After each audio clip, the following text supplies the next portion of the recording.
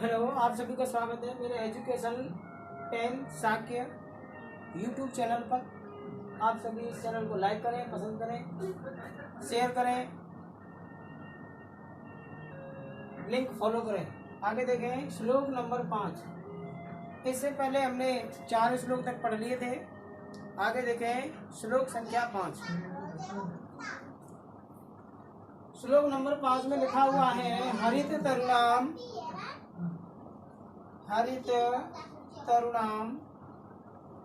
एक मिनट।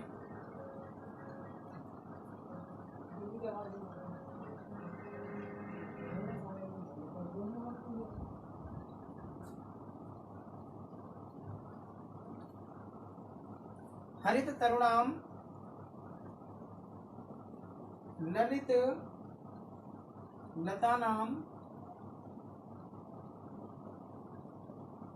ललित लतानाम माला रमणीया।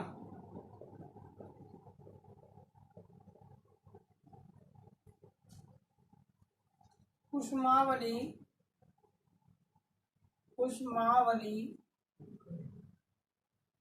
समीर चलिता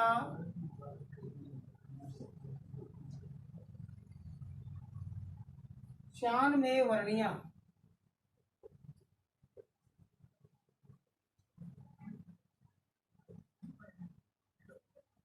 नवमालिका रसालम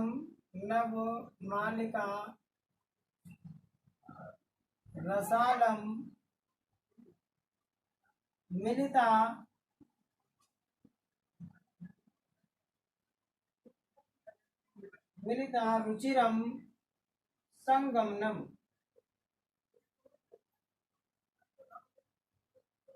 हरित तरुणाम, हरे भरे तरु माने वृक्ष, हरे भरे वृक्षों की, ललित लता नाम सुंदर लताओं की, माला माने पंक्ति, रमणीया माने मनोहर प्रतीत हो रही है या मन को हरने वाली प्रतीत हो रही है या मन को हरने के योग्य है, क्योंकि यह अनियर प्रत्यय है। अनियर प्रत्यय का अर्थ होता है चाहिए या योग्य। तो हम कह सकते हैं हरे भरे वृक्ष और सुंदर लताओं की पंक्तियां सुंदर लगने योग्य है या सुंदर प्रतीत हो रही है। पुष्मावली फूलों की पंक्ति, पुष्मावली यानी फूलों की पंक्ति, फूलों की पंक्तियां। समीर चलिता, समीर माने हवा के द्वारा हिलाई गई, श्यान में माने मेरे लिए, वर्णिया माने अपनाने योग्य, श्यान माने है। हवा के द्वारा हिलाई गई फूलों की पंक्तियां मेरे लिए अपनाने योग्य हैं या वर्ण करने योग्य हैं। नवमालिका चमेली की बेल, नवमालिका माने चमेली की बेल, चमेली की बेल। रसालम मिलता आम के साथ मिलकर, आम के साथ मिलकर, चमेली की बेल आम के फलों के साथ मिलकर, रुचिरम संगमनम अच्छा संगम बना रही है। रुचिरम माने अच्छा और संगम माने संगम बना रही है। दोबारा देखो, हरे भरे वृक्ष और सुंदर लताओं की पंक्तियां सुंदर प्रतीत होने योग्य है या सुंदर प्रतीत हो रही है। हवा के द्वारा हिलाई गई फूलों की पंक्तियां मेरे लिए अपनाने योग्य हैं या वर्ण करने योग्य हैं। चमेली की बेल आम के साथ मिलकर अच्छा संगम बना रही है। इस कारण शुचि पर्यावरणम, पर्यावरण शुद्ध होना चाहिए। यानी हर हालत में यहाँ कभी शुद्ध पर्यावरण की कामना कर रहा है, अपने अंदर उठने वाले विचारों के बारे में हमें भाव व्यक्त करा रहा है। आगे देखें, मोस्ट मार्क्स जो पूछे जाते हैं प्रश्नों में, ध्यान से समझोगे सभी। हरित तरुणाम, हरित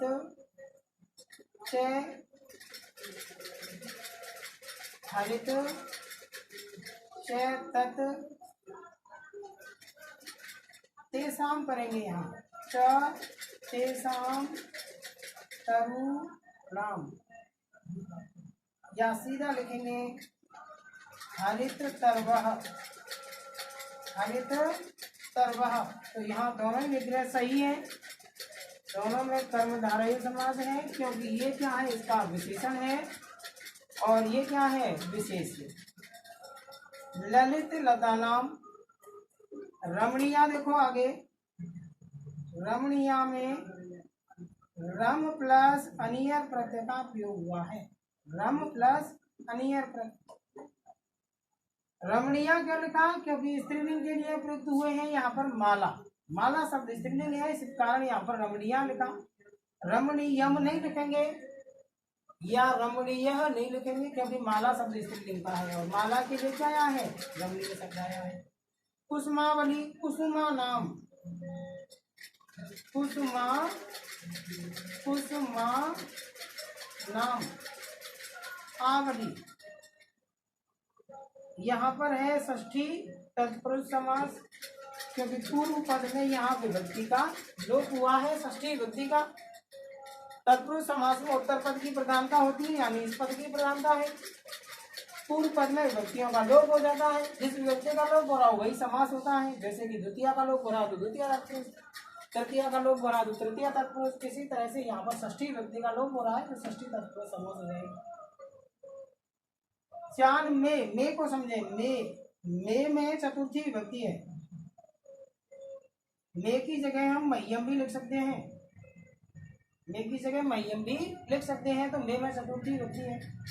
इसका संधि विच्छेद करें तो श्यान, श्यात प्लस में।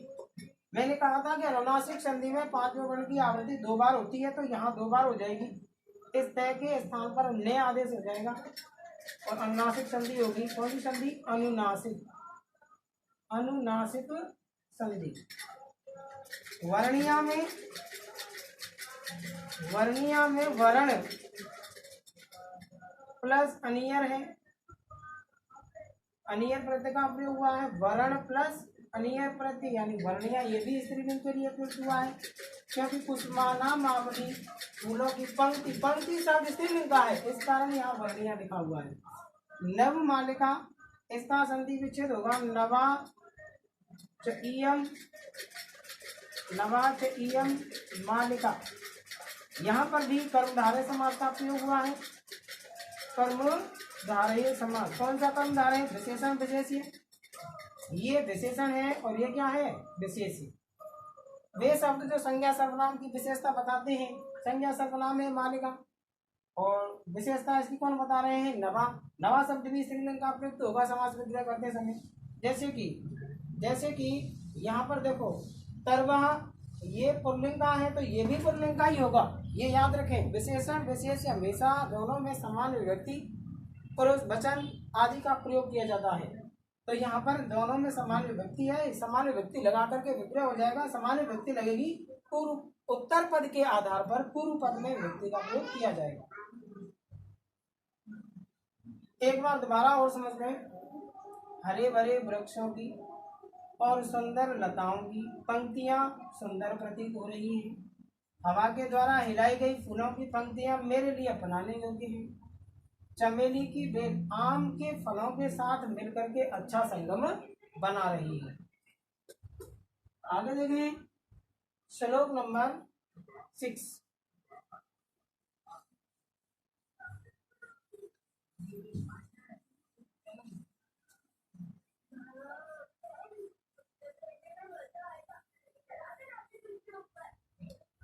वीडियो की लिंक सभी शेयर करें,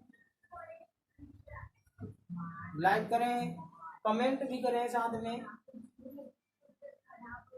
अभी मैं ये चौथा वीडियो डाल रहा हूँ इस लेसन का और कवर करने की कोशिश कर रहा हूँ कि इसी भाग में सारे श्लोक कवर हो जाएं। आगे देखें श्लोक नंबर 6।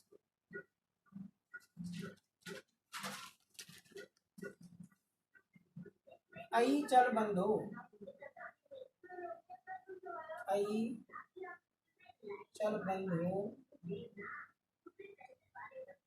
अब कुल कलरव अब कुल कलरव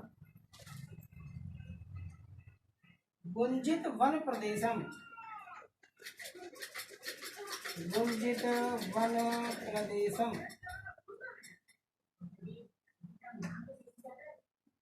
कुल कलरव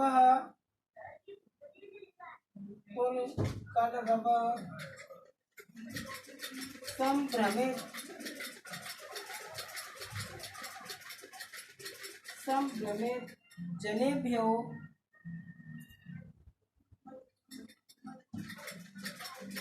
बृहत् सुख संदेशम बृहत् सुख संदेशम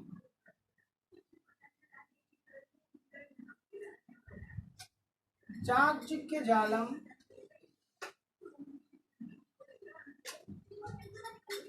चाकचिक्य जालम लोकव्या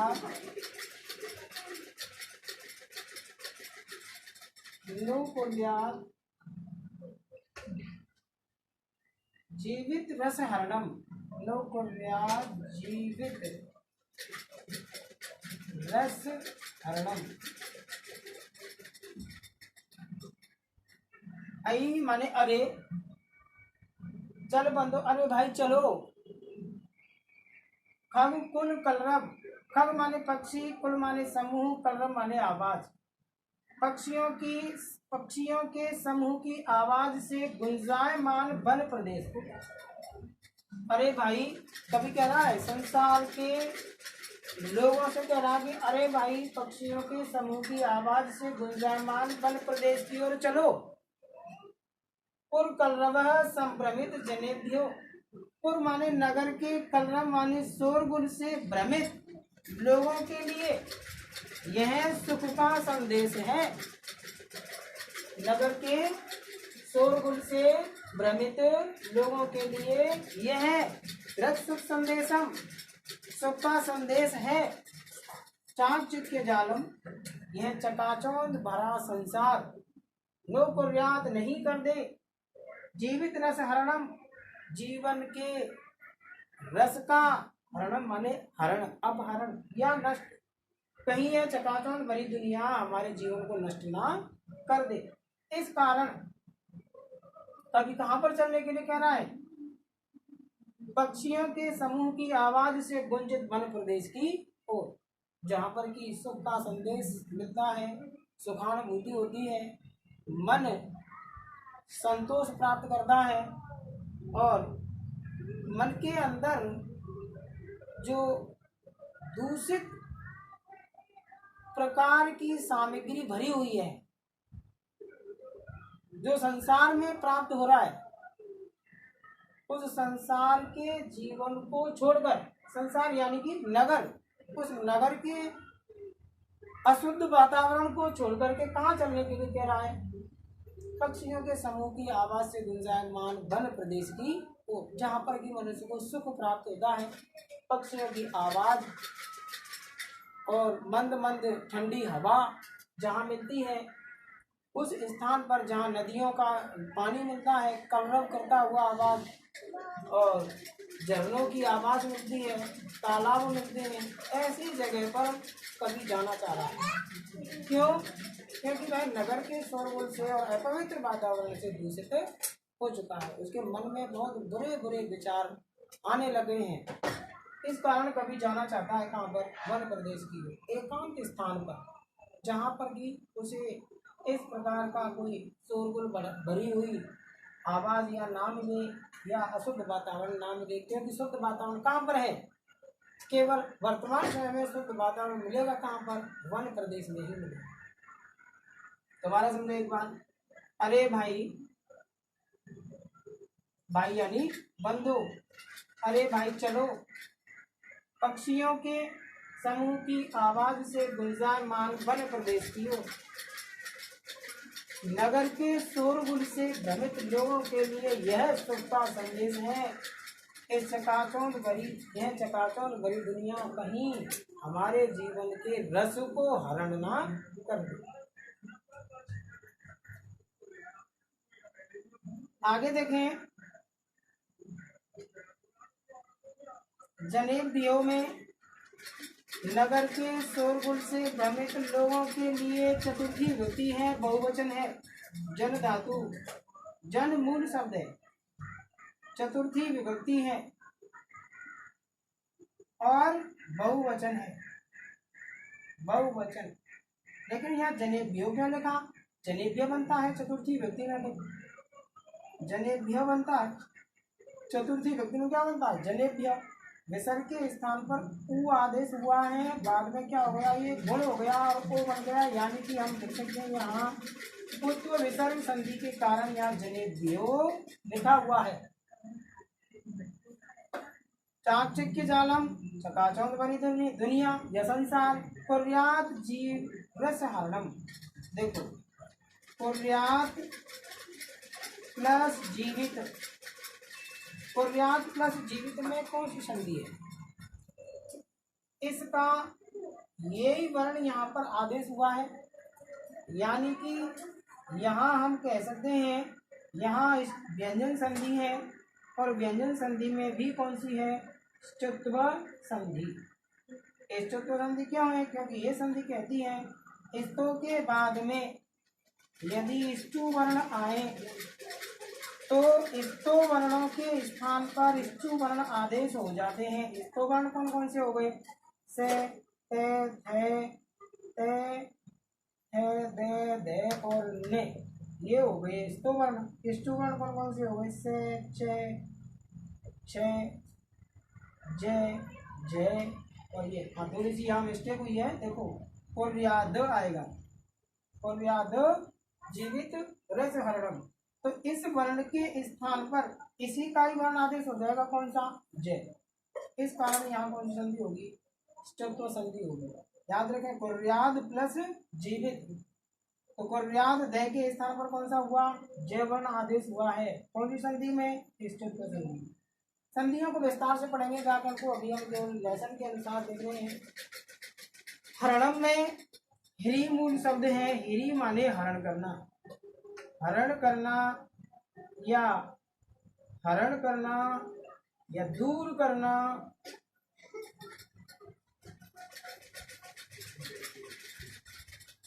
तो मेरी समझ में आ रहा होगा, शायद आप लोगों की समझ में आ रहा होगा ये श्लोक, एक बार और समझ में तुम्हारा। अरे भाई, पक्षियों के समूह की आवाज से गुंजायमान वन प्रदेश की ओर चलो। नगर के शोरगुल से भ्रमित लोगों के लिए यह शुभ का संदेश है। यह चकाचौंध भरा संसार कहीं हमारे जीवन के रस को नष्ट ना कर दे, इस कारण पर्यावरण शुद्ध होना चाहिए। आगे देखें, और लास्ट श्लोक है ये, श्लोक नंबर 7।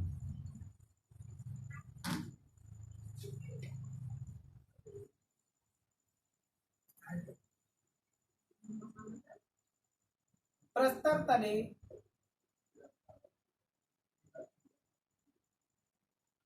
लता तरु गुल्मा, लता तरु गुल्मा, नो भवन्तु पिष्टा, नो भवन्तु पिष्टा। पाषाणी सभ्यता,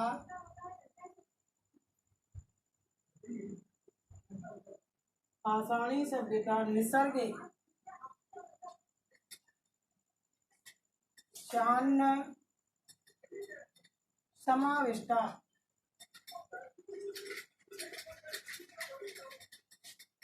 मानवाय जीवनम कामये, नो जीवन मरणम।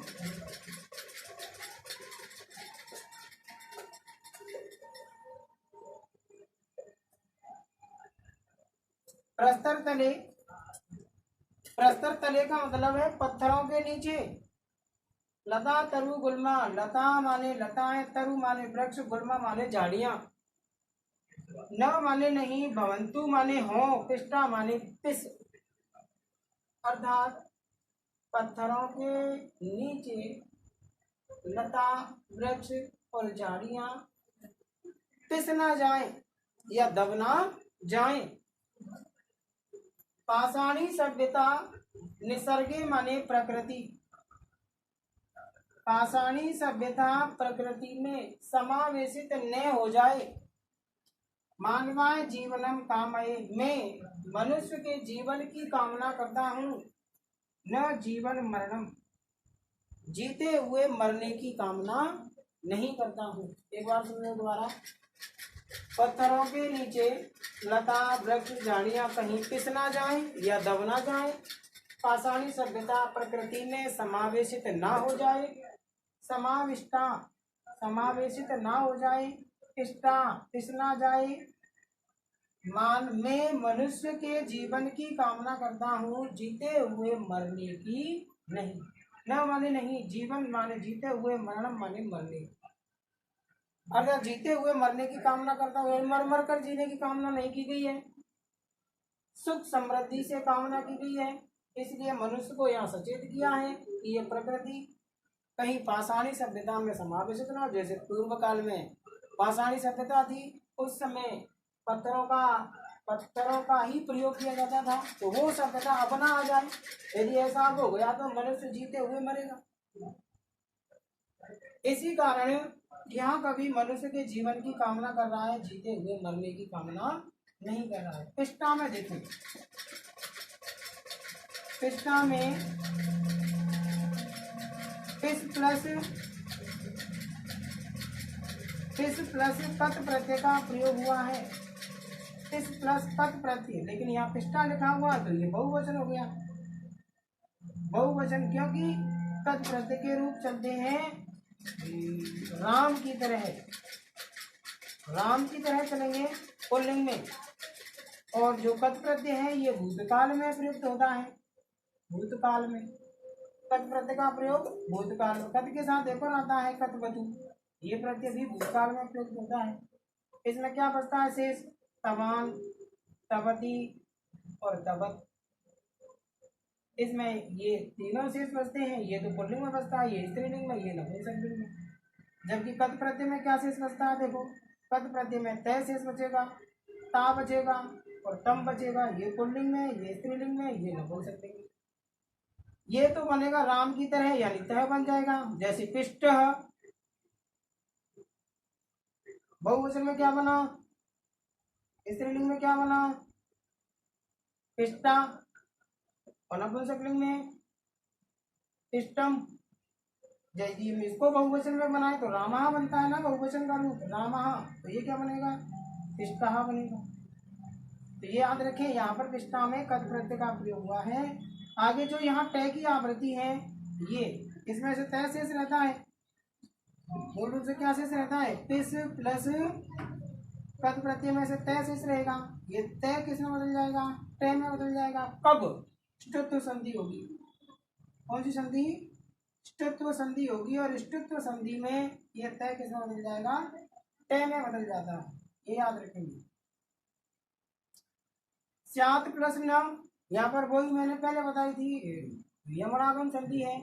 समाविष्ट में सम प्लस आ उपसर्ग लगा हुआ है यहाँ, और सम उपसर्ग भी लगा हुआ है। विष धातु कट प्रत्यय का प्रयोग हुआ है। मानवाय में चतुर्थी विभक्ति का प्रयोग हुआ है। लता च, तरवः च, गुल्मः च, यहाँ पर द्वंद्व समास का प्रयोग हुआ है। लता, तरु, गुल्मा, क्योंकि द्वंद्व समास में सारे द्वंद्व समास जोड़े के रूप में प्रयुक्त होता है, लेकिन सारे ही पदों का अर्थ अलग अलग होता है, भिन्नार्थक होते हैं सारे पद।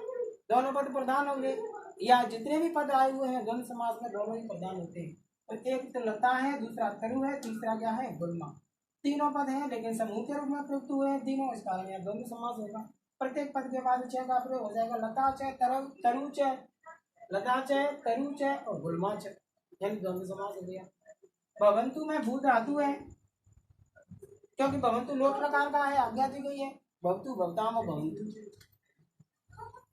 निसर्गे शब्द याद रखेंगे। निसर्गे माने प्रकृति है, जीवन मरणम। ठीक, एक बार और समझ लें। पाषाणी शब्दता प्रकृति में पाषाणी, लता, तरु, बेल, वृक्ष, झाड़ियां कहीं पत्थरों के नीचे दब ना जाए, पिस ना जाए, पाषाणी सभ्यता प्रकृति में समावेशित ना हो जाए, इस कारण मैं मनुष्य के जीवन की कामना करता हूँ, जीते हुए मरने की कामना नहीं करता। इस तरह ये लेसन समाप्त हुआ। आगे की स्लाइड में इसके अभ्यास प्रश्नों को और इसमें बनने वाले सारे इम्पोर्टेंट क्वेश्चनों को, एक स्थान को, व्याकरण वाले जितने भी शब्द आएंगे उनको एक साथ पढ़ाया जाएगा। सभी लाइक करें, वीडियो को शेयर करें, लिंक फॉलो करें। अरे शेयर करो भाई। मैंने पहले वीडियो में कहा था कि मेरा वीडियो शेयर करें, पहले भी कहा था, लेकिन इतना अभी मुझे ना तो लाइक मिले हुए हैं इतने, ना कमेंट आए हुए हैं इतने जितना मैं सोच रहा हूँ। यानी कि आप लोग मुझे उत्साहित करेंगे, आप लोग पढ़ना चाहते हैं, उसी आधार पर, उसी कोरोना महामारी को मद्देनजर रखते हुए आप सभी लोगों को पढ़ाया जा रहा है। लेकिन इसके बावजूद भी इतने लाइक नहीं आ गए, कमेंट नहीं आए, ना वीडियो शेयर हो रहा है। तो आप लोगों वीडियो शेयर करें, कमेंट करें मुझे, और अगली स्लाइड में मुझे ये भी बताएं, कमेंट करके मुझे बताएं कि आगे क्या पढ़ाएं, क्या तुम्हें सही लगा है, क्या सही नहीं लगा है। हम अभी और सुधार करेंगे इसमें पढ़ाने के लिए। तो आप सभी लाइक करें, लिंक को फॉलो करें। ठीक है, धन्यवाद।